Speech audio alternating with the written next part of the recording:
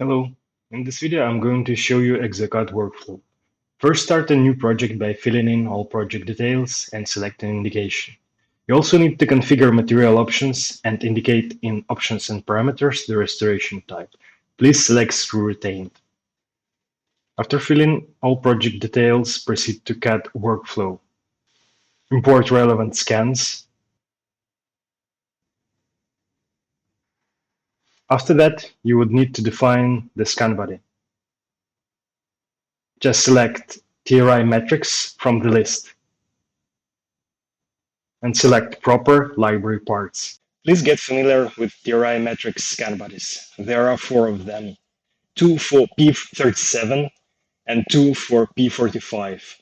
Please note P37 got flat surface on the side, while P45 got both long sides with a groove. The short version of scan body for each platform got one inclined surface, while long version got two inclined surfaces. While considering connections to use, please select engaging for single crowns and rotational connection for large bridges like all on 4. Please note our new recommendation to use Matrix 2.8 long screw as the new standard screw. It aligns the workflow for provisionals and finals, and it provides more mechanical stability to the restoration in cases with high occlusal loads or long restorations. Only use 2.8 short screw when the occlusal space is limited. Pick relevant scan body from the list that corresponds to your scan. Then select the screw that you're going to use and perform scan body alignment.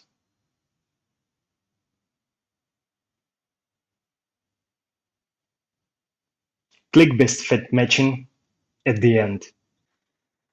On the next step, you are going to define the emergence profile according to patient anatomy.